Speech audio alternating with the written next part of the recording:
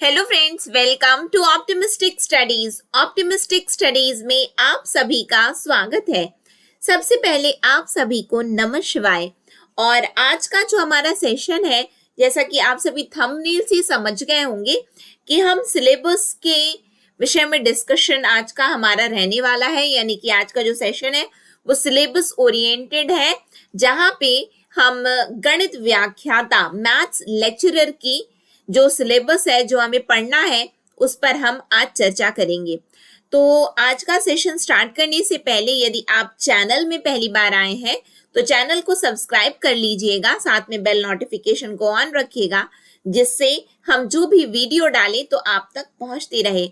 साथ में सेशन जानकारी आपको अच्छी लगेगी, आपके लाभ की लगेगी, या फिर आपको लगता है कि आपके किसी नजदीकी आपके मित्र या फिर आपके भाई बहन जो भी हैं, किसी को ये वीडियो आप यदि भेजें, यानी कि वो भी इसी फील्ड से हैं, तो जरूर उन तक वीडियो को शेयर करिएगा, जिससे उन तक ये जानकारी पहुंच सके। जैसा कि हमने अपने पिछले सेशन में देखा था कि 2524 पोस्ट जो है वो किसके लिए है, तो वो व्याख्याता के लिए है ना। जिसके अंतर्गत हमने अलग अलग क्या किया था, हमने डिस्कशन किया था कि कौन से कितने कितने कहाँ पे पोस्ट निकले हैं। इस पर हमने विस्तृत पूरी चर्चा की थी। यदि आपने नहीं देखा है तो मैं इस वीडियो के साथ में उस वीडियो को अटैच कर दूंगी, तो आप लोग बिल्कुल क्लिक करके उसमें देख सकते हैं कि व्याख्याता के लिए जो हमारे पद निकल रहे हैं कितने, 2524 पद। तो उसमें से गणित व्याख्याता के लिए कितने पोस्ट हैं, तो मैं आप लोगों को अभी यहाँ पे बता देती हूँ कि 2524 में गणित व्याख्याता के लिए 216 पद निकल सकते हैं, है ना। तो हम आज पूरी चर्चा करते हैं कि क्या है इसका सिलेबस व्याख्याता के लिए।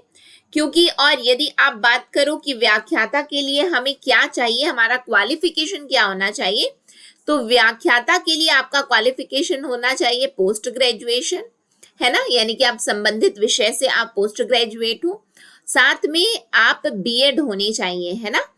आप यदि बीएड है, आप पोस्ट ग्रेजुएट हैं, तो आप व्याख्याता के लिए एलिजिबल हैं। रही बात, आपने अभी सुना होगा कि NCT national council of teacher education ये रिकमेंड कर रही है कि व्याख्याता के लिए भी टेट एग्जाम लिए जाने चाहिए। बिल्कुल ठीक है, ये अभी रिकमेंडेशन है, ये अभी लागू नहीं किया गया है। तो जब नोटिफिकेशन में क्या लिखा रहेगा, क्या है, उस पर हम चर्चा जरूर करेंगे। लेकिन अभी के लिए आप ये समझिए कि व्याख्याता के लिए आपकी एलिजिबिलिटी क्राइटेरिया है पीजी, यानी कि पोस्ट ग्रेजुएट प्लस बीएड। ठीक है, आप अभी इस पर मत जाओ, क्योंकि ये सिफारिश है कि हाँ, हम केंद्र स्तर पर हम इसको लागू करेंगे, फिर धीरे धीरे राज्यों पर भी हम इसको लागू करेंगे, लेकिन अभी नहीं। ठीक है, आई होप क्लियर हो गया होगा। और कहीं पे भी कोई भी डाउट होता है तो आप लोग निश्चित रूप से आप लोग क्या कर सकते हैं, कमेंट सेक्शन में कमेंट करके पूछ सकते हैं। ठीक, तो आइए हम देखते हैं। हम यदि व्याख्याता की बात करें तो व्याख्याता का जो हमारा एग्जाम होता है वो 150 अंकों का एग्जाम होता है, जिसके अंतर्गत क्या केवल पूरा मैथ्स ही मैथ्स है, जैसे कि ये मैथ्स का सिलेबस है, तो क्या केवल हमको मैथ्स ही मैथ्स पढ़ना है क्या। तो आओ ये भी जान ले कि 150 अंकों को किस तरीके से विभाजित किया गया है। पहला है बीजगणित, अनुक्रम और श्रेणी, क्रमचय, संचय। इसके 20 अंक के प्रश्न आने वाले हैं। त्रिकोणमिति के 20 अंक के प्रश्न बनेंगे। ज्यामिति, कोऑर्डिनेट ज्यामिति के 20 अंक के, सांख्यिकी, प्रायिकता, रैखिक प्रोग्रामन के 20 अंक के, अवकलन समाकलन के 20 अंक। अब देखो, ये यहाँ पे देखो आप 20 20 देन 20 20 और ये 20, कितना हो गया आपका, 100 मार्क्स हो गया ना। ये आपका यहाँ से क्लियर करो कि 150 में 100 अंक का आपका क्या आने वाला है, आपका संबंधित विषय आने वाला है। ये गणित है तो हम गणित के प्रश्न आपके रहेंगे। बचा क्या 50 अंक। अब ये 50 में क्या पूछेंगे तो आओ जान ले कि 50 में और क्या पूछेंगे। इस 50 में आपका जो 30 अंकों का क्या रहने वाला है, शैक्षिक मनोविज्ञान, शिक्षा में आंकलन एवं मूल्यांकन, शिक्षण शास्त्र, शैक्षिक अभिवृत्ति, इससे 30 अंक का प्रश्न बनेगा। सामान्य हिंदी से 5 अंक, सामान्य अंग्रेजी से 5 अंक, कंप्यूटर की सामान्य जानकारी से 5 अंक और सामान्य ज्ञान से 5 अंक, यानी कि कितना हो गया 20, 30 और 20 कितना हुआ हो गया 50। तो आई होप 150 अंक का डिवीजन समझ में आया हो। कैसे ये डिवाइड है ये पूरा अंक, तो देखो पहली बात तो 100 मैथ्स रहने वाला है, फिर 50 में 2 हिस्से हुए हैं, उस 50 का जो 30 नंबर है वो किसका है, हम यहाँ पे बोल देते हैं एजुकेशनल साइकोलॉजी। ठीक है, एजुकेशनल साइकोलॉजी। ठीक, फिर उसके बाद में जो 20 अंक है, 20 अंक में आपका क्या रहने वाला है, हिंदी रहेगा, इंग्लिश रहेगा, आपका कंप्यूटर रहेगा और क्या रहने वाला है, सामान्य ज्ञान यानी कि नॉर्मल आप जीके मान लीजिए। ठीक है, तो ये आपका आई होप डिवाइड है, आपको समझ में भी आया हो। आगे बढ़ जाओ। फिर हम बात करेंगे गणित में, हमने देखा था 100 अंक का प्रश्न तो बनेगा, लेकिन उससे पहले हम चर्चा किस पर कर ले रहे हैं, जो 30 अंक का हमारा प्रश्न बनने वाला है, शैक्षिक मनोविज्ञान। तो शैक्षिक मनोविज्ञान के अंतर्गत हम ये रहा आपका सिलेबस, शिक्षण शास्त्र, पेडागोजी जिसको हम बोलते हैं, जिसके अंतर्गत आपको पढ़ना है विषयों की प्रकृति एवं कार्यक्षेत्र, अवधारणा, इतिहास, विषयगत सौंदर्य बोध एवं कार्यक्षेत्र, निष्कर्षों की तार्किक वैधता। फिर यहाँ पे आपको पढ़ना है शिक्षार्थी अन्वेषण, जिसके अंतर्गत विद्यार्थी की तत्परता का मूल्यांकन, अधिगम को वास्तविक जीवन से संबंधित करना, समस्या को स्वतंत्र रूप से हल करने का अवसर, सामूहिक अधिगम युक्तियां, कक्षा में संवाद को बढ़ावा। फिर है उद्देश्य एवं प्राप्य उद्देश्य, जिसके अंतर्गत आपको एनसीएफ पढ़ना है, नेशनल कैरिकुलम फ्रेमवर्क 2005 में, शिक्षा के लक्ष्य यानी कि शिक्षा के लक्ष्य, उद्देश्य एवं प्राप्य उद्देश्य, विद्यालयीन शिक्षा में विषयगत व्यापक उद्देश्य। फिर आपको पढ़ना है विषयों की पाठ्यचर्या, जिसके अंतर्गत आपको पाठ्यचर्या, रूपरेखा निर्माण के सिद्धांत, विभिन्न विद्यालयीन स्तरों की पाठ्यचर्या।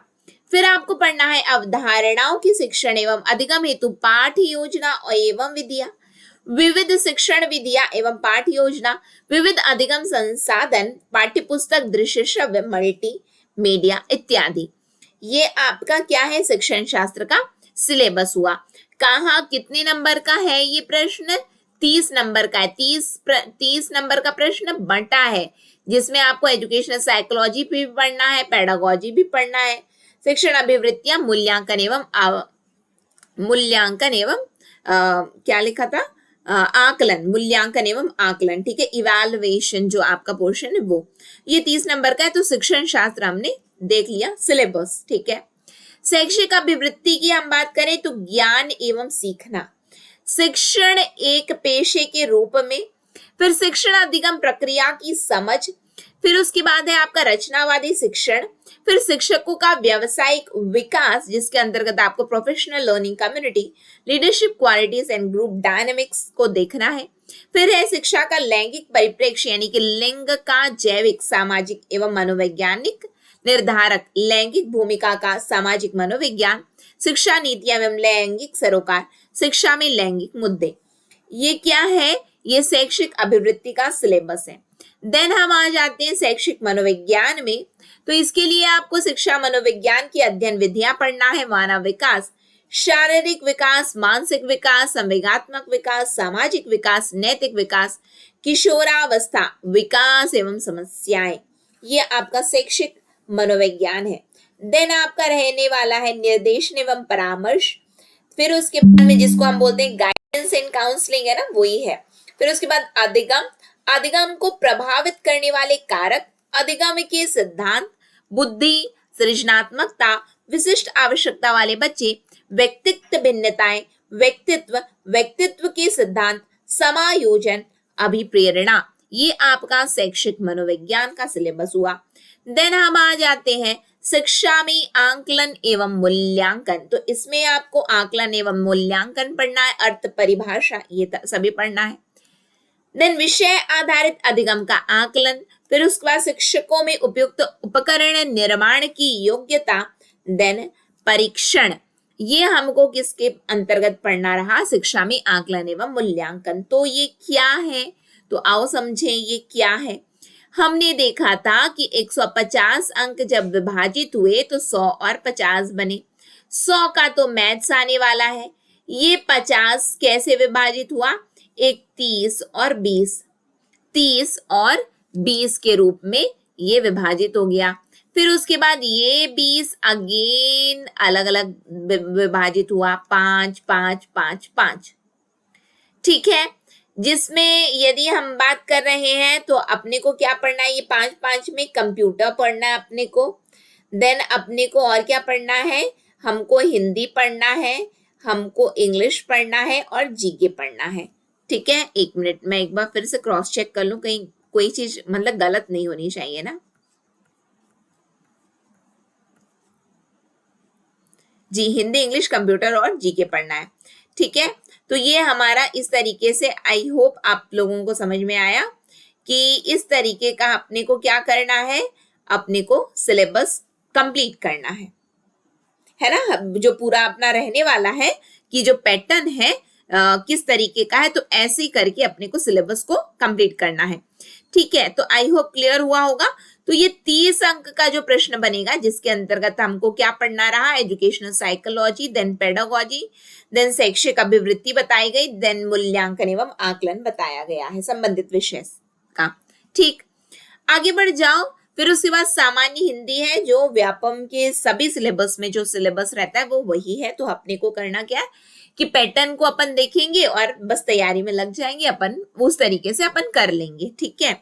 देन अंग्रेजी रहने वाला है आपका, फिर उसके बाद में आपका रहने वाला है कंप्यूटर।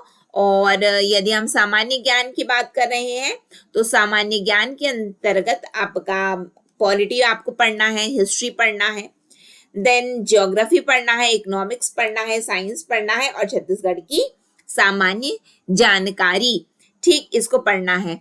तो ये 20 नंबर हो गया, यानी कि 50 नंबर हमने अब तक कवर कर लिया है, ठीक है। सिलेबस अपना पढ़ना बस हुआ है ना कि अच्छा ये आने वाला है।